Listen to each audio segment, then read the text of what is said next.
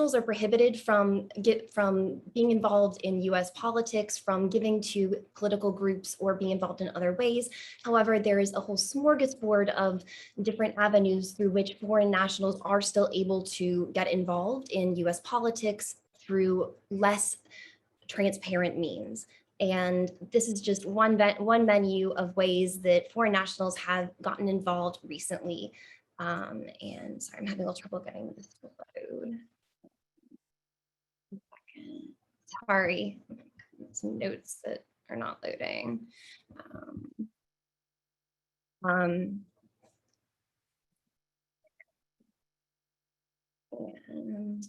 And so foreign donors can pour money into US elections in this wide range of issues. An FEC Inspector General report recently revealed that the FEC does not even have a written policy or protocol to verify the donors have foreign addresses or not foreign nationals. And that's just basic direct foreign donations. There's a number of other issues through which foreign donors are able to quietly steer money into US politics, and even more money goes undetected. So who is a foreign national? This could be anything from a foreign citizen who is not a dual citizen to immigrants who are not permanent residents, foreign governments, foreign political parties, which would be what traditionally people think of when they think of foreign nationals, to foreign corporations, associations, and partnerships. One thing that is particularly noteworthy is that the FEC is still issuing guidance on a number of different clarifications on what is a foreign national. Just recently, they noted in a case that DACA recipients are also considered foreign nationals subject to prohibition. Things that are not foreign nationals include US citizens, as well as green card holders and foreign companies that are not under the control of a foreign national who is part of their parent company. And so there's a lot of different ways that that could be further clarified, which I'll get into more later. One of the bigger issues with foreign nationals pouring money into US elections is straw donor cases, where we've seen attempts to funnel foreign money into presidential elections, congressional races, where the source of the funding is hidden by disclosing either individuals or corporations that are not the actual source of funding in the FEC filings. It's not only illegal to funnel foreign money into US elections, but also to knowingly accept it, to make false statements about it, or to knowingly list someone who is not the actual donor behind these elections. Just last month, we saw this, a grand jury indict Jeff Fortenberry, the Congress member, who had knowingly making false statements to the FBI in relation to the Gilbert Chaudhry case. This is an example of how straw donor cases work, where we see the number of straw donors funneling money from a foreign national to a number of different campaigns, listing the names of these individuals rather than the ultimate source of funds. This becomes an issue because it's a very opaque way through which a foreign national is able to funnel money into US elections. This is another recent straw donor case, just to give other examples. It's one of just the latest developments in a long string of recent straw donor cases, and I won't go into all of the details of that, but another recent case involved Rudy Giuliani, Soviet-born business associates, and with this case, it was not just funneling money through individuals, but also through LLCs and corporations. We saw an LLC called Global Energy Producers, and this adds another layer of secrecy to the straw donor cases, where you're not just having individuals' names, but also these black boxes of LLCs that individuals are able to funnel money into the straw donor schemes through. And LLCs and shell companies are one of the bigger loopholes through which not only can foreign nationals, but through which secret money can funnel into US elections generally. Foreign nationals are barred from spending on US elections, of course, but they can still create LLCs to act as conduits for secretly influencing US elections, as a part of straw donor schemes, but also just can pour money in generally, either just through a single contribution. This, of course, is illegal, but is very difficult to detect. Super PACs accept millions of dollars each year from limited liability companies. This is something that has increased dramatically in recent years, with some cycles seeing tens of millions of dollars in contributions to super PACs from LLCs, many of which have no ties to specific individuals. And in some cases, The donor behind that remains a mystery, and there have been no ramifications for the individuals whatsoever. This is why it's so important to implement effective disclosure regimes such as beneficial ownership to expose foreign actors secretly trying to influence US elections and trying to pour money through LLCs where they may not have their name on the LLC because LLC disclosure rules are so limited in the United States. There are a number of different states where the beneficial owner who is actually benefiting from the LLC is not required to be listed, where they can hire an agent to act on their behalf, to funnel money into US politics. And so beneficial ownership rules are really important for that, so that you can see who plays a significant financing role in that LLC, as well as just who's helping operate it, so that you're seeing more than just the operators, you're actually seeing who the foreign national is behind it. Lack of financial transparency in these corporate disclosures for LLCs is not the only issue that poses for foreign nationals. We're also seeing issues with dark money. It's nearly impossible to get a comprehensive total of how much foreign money is coming in through dark money groups such as 501c4s because there is so much a lack of disclosure. We do get some information from their tax returns, but since the vast majority of dark money spending and their donors are completely not disclosed, the vast majority of the funding is completely untraceable. And so we do know, however, from their tax records that multiple politically active nonprofits in recent years, including top spenders, have reported foreign activities, foreign bank accounts, foreign investments, spending on foreign activities, foreign fundraising. And so we know that there is a foreign connection for a number of the biggest spenders, but we do not necessarily know what that looks like, what those details are, and how much of that was actually political, if any. And so this is just one example of a top group. And it's important to note that a 2020 Government Accountability Office report revealed that the IRS doesn't even check nonprofit tax records for signs of illegal foreign activity. They don't consider that their job. And so we have these multiple federal agencies who are technically responsible for oversight of dark money groups, 501c4s, but instead of having too much oversight, we have agencies just pointing fingers at each other, and that becomes a problem. And one of the bigger loopholes with dark money groups is issue advocacy. Dark money groups are able to spend directly on US elections, but because of when they do spend on things like vote for, vote against, where they use these magic words of express advocacy, they're legally required to report that spending to the Federal Election Commission. Often groups will then resort to what's called issue ads or electioneering communications, where they will instead attack or support a candidate in a way that avoids those magic words and thus will not have to be disclosed to the Federal Election Commission. In particular, if this is an online advertising, it's not required to be disclosed at all. Whereas if it's in more traditional advertising, such as TV or radio, it's required to be disclosed in the 30 or 60-day window before elections.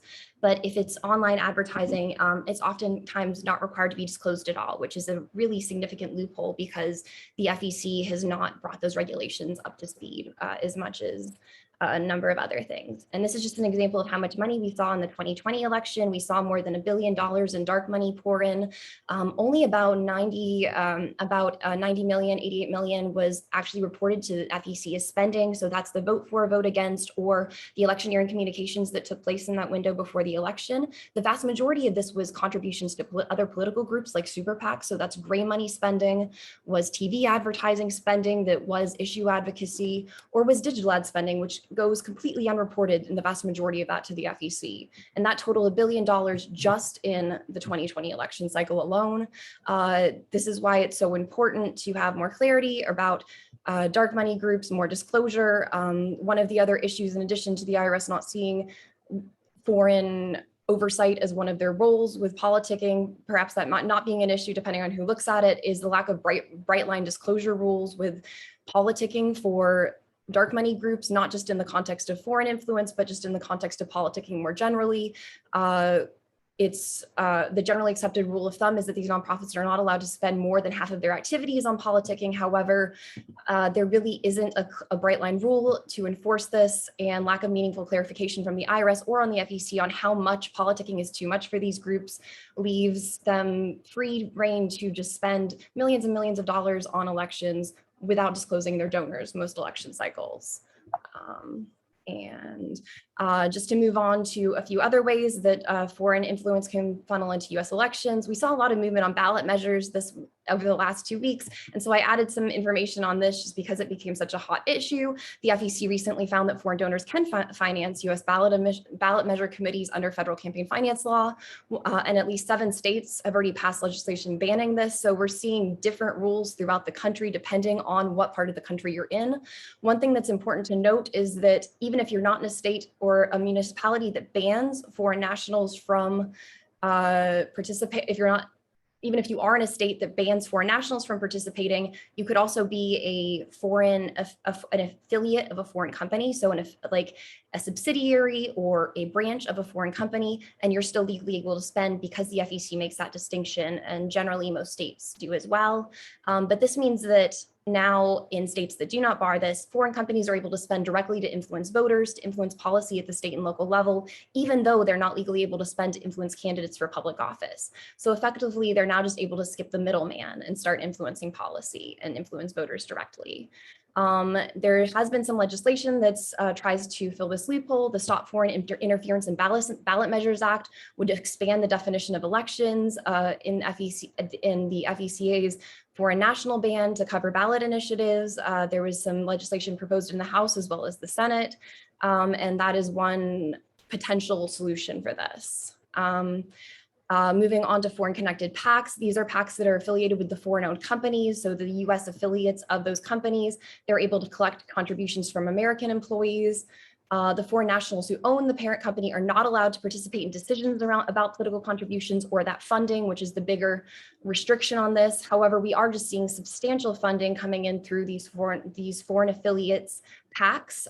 In the 2020 election cycle alone, we saw more than 24 million with about an even partisan split. So that was all coming in, and we're receiving even more money coming in through lobbying by these companies and their affiliates. And just to give a quick breakdown of foreign corporations versus their domestic affiliates, what they're allowed to do, what they aren't. Foreign companies are not allowed to finance political contributions at all, at least for candidates in their elections. They're not supposed to be involved in donation decisions or funding. In terms of kind of the gray areas, ballot initiative support in states with restrictions on foreign involvement. So they are able to fund ballot initiatives, as I mentioned, in places that don't have additional restrictions, but in states that have those additional rules, they are not allowed to. One area that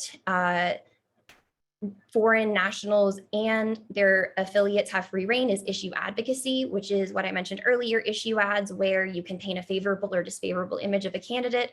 And there's very few to no limits on spending on this, but also very little clarification. It's a very large loophole in disclosure rules, as well as just with limits generally, whereas foreign companies, US affiliates are not able to give direct contributions to candidates similar to domestic companies. They are able to, they're not able to have foreign national involvement in their funding decisions, but they are able to give ballot initiative support, spending through affiliated FACs, and similarly able to have issue advocacy. Just to move on to Foreign Agents Registration Act work, I'm not going to go into too much depth with this since this is more policy focused than elections, but foreign agents have reported more than $2.9 billion in spending to influence foreign policy, to influence policy and public opinion under FARA, even more under the Lobbying Disclosure Act. This is more to influence policy and public opinion than anything else. But the reason this is important for elections as well is we've seen significant political contributions from foreign agents and lobbyists during recent election cycles. So basically, foreign nationals can't give on their own, but they can still hire foreign lobbyists and foreign agents.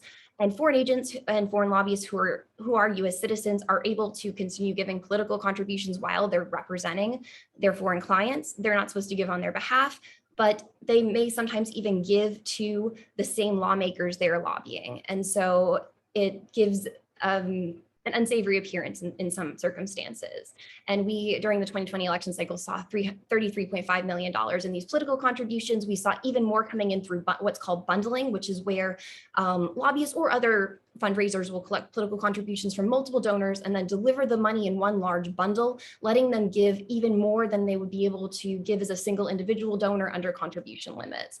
And we've seen lobbyists who work for foreign interests even land special appointments while working for certain administrations and that they are lobbying. And so effectively, having a special appointment in the same administration that they're lobbying for a foreign interest. And there's nothing that is illegal about that. And one other potential issue and way that foreign influence comes into US elections and to influence politics generally is digital media. We've of course seen a lot of coverage on this, so I won't go into too much depth, but the Federal Election Commission, as I mentioned earlier, has really not kept up to date with digital ad disclosure requirements. They're not subject to the same rules as TV and radio and more traditional media.